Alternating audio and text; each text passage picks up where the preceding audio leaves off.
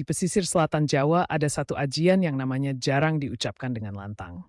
Bukan karena sulit, tapi karena takut terdengar oleh sesuatu yang masih hidup, meski pemiliknya sudah mati. Ajian itu disebut Pacasona.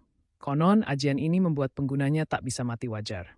Tubuh boleh hancur, darah boleh habis, tapi jiwanya menolak pergi, dan itulah awal kutukan. Desa Karangjati dikenal tenang.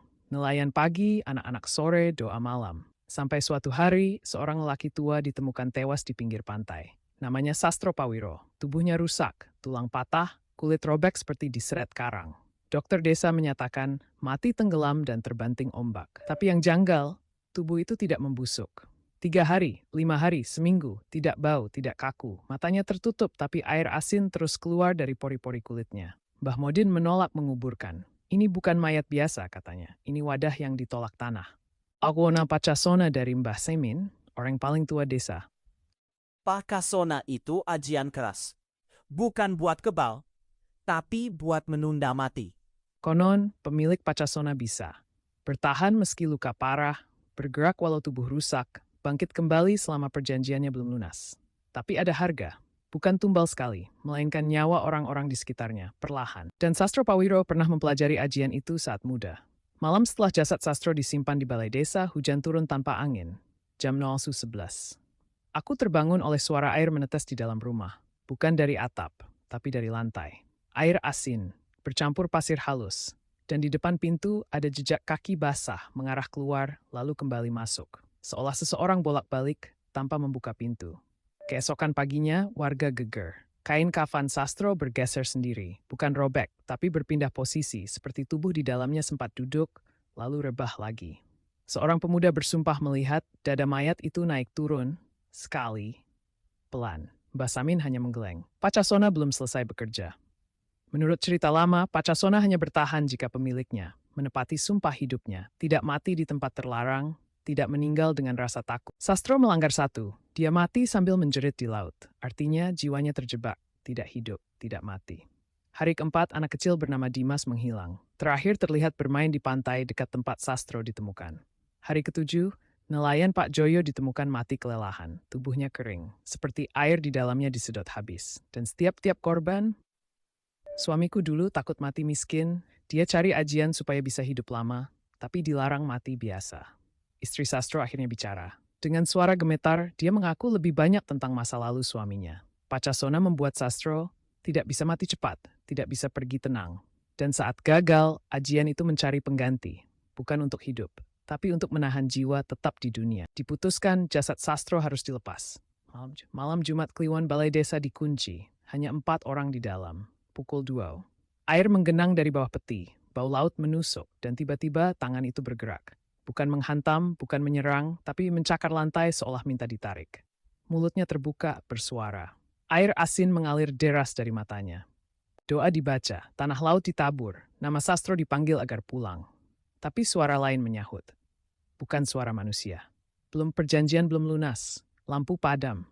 Dalam gelap terdengar suara tulang bergeser dan napas berat di sudut ruangan. Satu orang pingsan, satu orang berteriak. Dan ketika lampu menyala kembali, jasad Sastro sudah berdiri. Tubuhnya bengkok, kakinya menyeret, matanya terbuka kosong.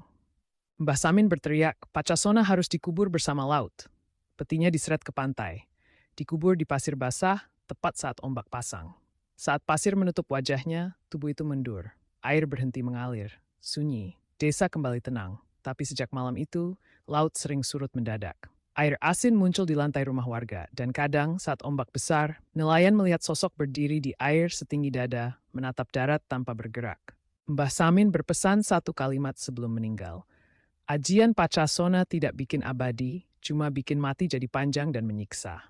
Dan sampai hari ini tak ada makam Sastro Pawiro, karena laut belum mau melepaskannya sepenuhnya. 3 bulan setelah penguburan di Pasir Pasang, Karangjati terlihat normal. Nelayan kembali melaut, anak-anak bermain, orang-orang mulai berani menyebut nama Sastro Pawiro tanpa berbisik. Sampai suatu malam, pukul 0.26, laut tidak berbunyi. Biasanya ombak pesisir selatan selalu gaduh, menghantam, menggeram, bernapas. Malam itu diam total, seperti mulut raksasa yang menahan napas. Dan dari kejauhan terlihat sesuatu berdiri di air setinggi dada. Bukan hitam, bukan putih. tapi pucat kebiruan seperti mayat terlalu lama direndam. Sosok itu tidak bergerak, hanya menatap darat. Besok paginya, seorang bocah bernama Raka ditemukan berjalan ke arah pantai sendirian. Matanya kosong, kakinya basah air asin. Ibunya berteriak memanggil.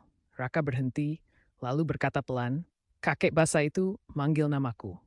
Saat ditanya cirinya, Raka menjawab, badannya patah-patah, tapi suaranya capek. Sejak hari itu, Raka tidak bisa tidur di kamar yang menghadap laut. Setiap malam ia muntah air asin bercampur pasir halus. Mbah Samin pernah berkata satu hal yang dulu diabaikan warga. Pacasona itu menempel ke garis darah. Kalau gagal mati, dia mencari yang masih satu bau tanah.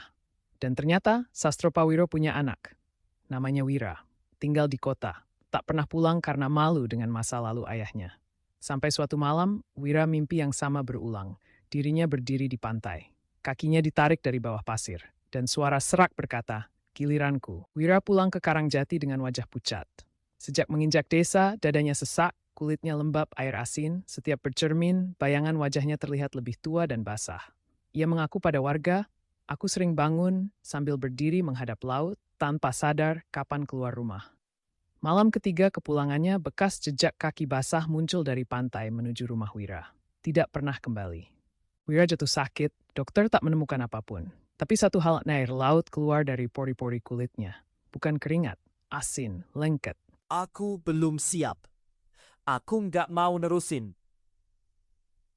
Mbah Modin akhirnya bicara jujur. Pakasona milik ayahmu belum lunas. Kalau tidak dilepaskan, kamu yang akan jadi wadah baru. Ada satu cara terakhir, bukan memutus Pacasona, tapi mengembalikannya ke asal. Caranya, membiarkan ajian itu menyelesaikan kematiannya sendiri. Artinya, Wira harus meninggal di laut tanpa takut, tanpa melawan. Jika gagal, Pacasona akan berpindah lagi. Mungkin ke anak kecil, mungkin ke orang yang paling dekat. Malam itu, ombak pasang besar.